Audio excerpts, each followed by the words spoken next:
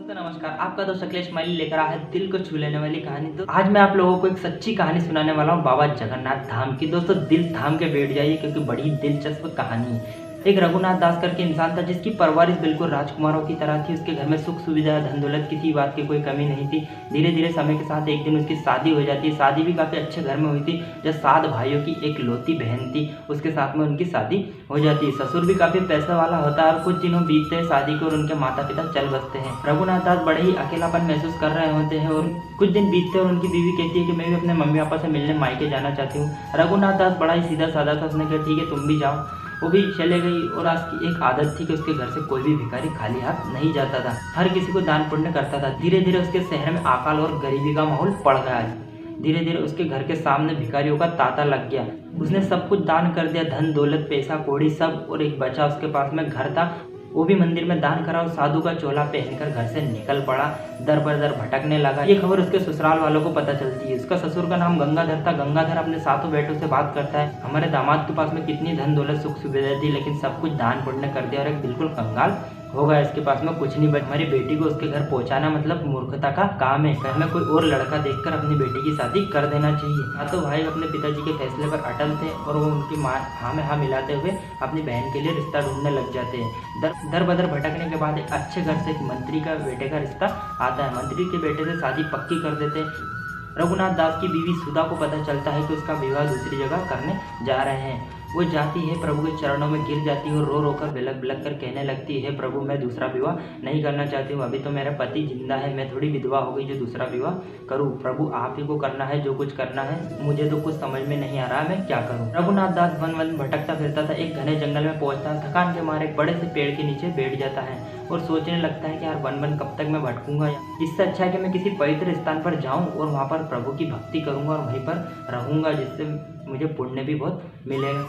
तभी रघुनाथ दास वहां से चल पड़ता है और धीरे पहुंच जाता है बाबा जगन्नाथ के धाम और प्रभु के चरणों में जाता है और कहता है, प्रभु बीच मझधार में मेरी नाव फंसी है, अब आप ही मुझे पार लगाना। मुझे कुछ समझ में नहीं आ रहा मैं कहाँ जाऊँ और क्या करूँ। इधर उसकी पत्नी सुधा को पता चलता है कि उसके पति घूमते घूमते हमारे जगन्नाथ के धाम पर। उसे बड़ी चिंता होती है और वो कहती है कुछ दिनों बाद मेरी शादी होने वाली है। तभी उसे पता चलता है कि उसी के गांव की एक टोली बाबा जगन्नाथ के धाम पर जा रही है। सुधा अपनी नौकरानी को बुलाती है और उसको एक पत्र लिख के देती है। कहती है ये जो टोली जगन्नाथ बाबा के धाम जा रही है उनको दे देना और मेरे पति को देने का कह देना। नौकरानी वैसे ही करती है, पत्र लेती है और जो टोली जो बाबा जगन्नाथ के धाम जाती है उन टोली से कहती है ये पत्र राजकुमारी सुधा का है जो कि बाबा जगन्नाथ के धाम पर उनके पति है रघुनाथ दास। ये पत्र उनको किसी भी हालत में पहुंचा देना। टोली वहां से निकल पड़ती है और जगन्नाथ धाम पहुंच जाती है। उसे ढूंढ ढांड कर उसे पत्र दे देते हैं। उधर रघुनाथ दास पत्र पढ़ता है और बड़ा ही व्याकुल हो उठता है और आंखों से आंसू की धार लग जाती है और बाबा के चरणों में पत्र रखता है और कहता है, प्रभु तेरी कैसी माया है, तूने मैं तो इस माया जाल में उलझ सा गया हूँ, अब तू ही सुलझा, तू ही पार लगा, जो करना है तुम्हें ही करना है, मैं तो बस आपके चरण में पड़ा हूँ। ये बोलकर धीरे धीरे वहीं पर रोते रोते उसकी आंख लग जाती है और आंख जैसे ही खोलता है तो वो अपने ससुराल में दिखता है। ससुराल में उसके साले जब उसे देखते हैं तो उसे उठाते हैं और घर के अंदर ले जाते हैं, आओ भगत करते ताकि लोगों को पता ना चले कि उनका दामाद बिल्कुल भिखारी है। उसे अच्छा खाना खिलाते, अच्छे वस्त्र पहनाते हैं, उसे कहते हैं कि तुम कमरे में आराम करो। ससुर और साले के दिमाग में खिचड़ियाँ पक रही थी कि बताओ इस कंगाल दामाद के साथ में लड़की पहुंचाने से अच्छा है कि हम जहर खा ले या तो हम इसे जहर दे दें। तभी उनका ससुर गंगाधर वो सोचता है कि क्यों ना हम इसे जहर दे दें और कोई पूछेगा तो कह देंगे सांप के काटने से इसकी मौत हो गई है। ये बात सुधा को पता चलती है। सुधा बहुत ही बेचैन हो जाती है और बड़ी व्याकुल होती है कि अपने पति से एक बार मिल ले और उनको ये साजिश का पर्दाफाश कर दे। लेकिन उसे कोई मौका नहीं मिल पाता, वो अपने पति से नहीं मिल पाती है और उसके दिमाग में ख्याल आता है कि उसके पति खाना खाने से पहले मिठाई खाते हैं। तभी वो मिठाई के एक पत्ते पर लिख देती है, खाने में जहर है, खाना मत खाना।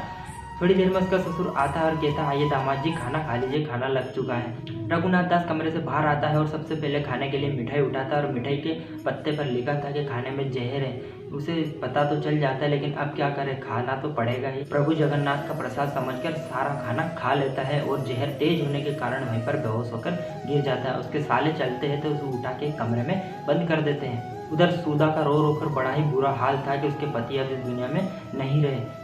अगली सुबह रघुनाथ दास को बहुत तेज प्रकाश दिखता है और वो आंख मसलते हुए कहता है कि प्रभु आप आ गए। इतनी बात सुनकर उसके ससुर के पैरों तले से जमीन खसक जाती है और वो कहने लगता है कि यार जरूर इसके ऊपर प्रभु की मेहरबानी होगी, जब भी बताओ इतने जहर खाने के बाद भी ये जिंदा बच गया है। वो अपने दामाद के पैरों में गिर जाता है और माफ़ी मांगता है और उसका दामाद उसे उठाता हुआ कहता है कि इसमें आपकी कोई गलती नहीं, मेरे ही कर्म खराब होंगे, इसलिए जो होना था वो हो गया। अब मैं यहाँ एक क्षण नहीं रुकना चाहता और अपनी पत्नी को यहाँ से ले जाना चाहता हूँ। उधर उसके भाई उसकी बहन के पास में जाते हैं और कहते हैं कि बहन तुम उस कंगाल आदमी के साथ कैसे रहोगी, उसके पास में कुछ नहीं, बिल्कुल फ़कीर है वो। खुदा कहती वो राजा हो या फ़कीर हो, ये जीवन उनका है और ये जीवन मैं उन्हीं के साथ में बिताऊंगी, बस मैं उनके साथ में जाना चाहती हूँ। ससुर और साले उसे बड़ी खुशी खुशी विदा करते, धन दौलत देते हैं। श्री हरि जगन्नाथ का नाम लेते हुए वहाँ से निकल जाता है हंसते खेलते और यहीं पर कहानी खत्म हो जाती है। और इस कहानी से क्या सीखा आप लोगों ने कमेंट करके मुझे ज़रूर बताना, क्योंकि आज मैं आपको नहीं बताने वाला हूँ कि इस कहानी से आपने क्या सीखा है।